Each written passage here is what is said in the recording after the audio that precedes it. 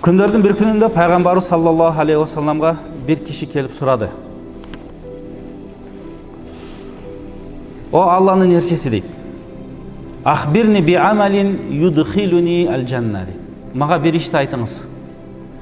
Bir amalды aytыңыз. Eğer oşonu men atkарсам, men бейишке кирейин дейт. Пайгамбарыбыз анан айтты: "Ta'budullaha ve la tushriku bihi shay'a."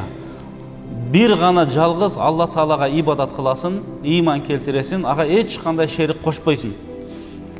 Wa tuqimus sala, 5 вакыт намазга бекем болосуң. Wa tu'tiz zaka, зекетти мүмкүнчүлүгүң болгон учурда бересиң. Wa tasilur rahim, жана туугандык мамилени бекемдейсиң. Туугандык мамилени эч качан байланышты үзбөйсүң. Мына ушул иштерди аткарган болсоң, болду. Sen Kuday buyursa ушул амалдар бейишке алып барат деп пайгамбарыбыз айтып атат.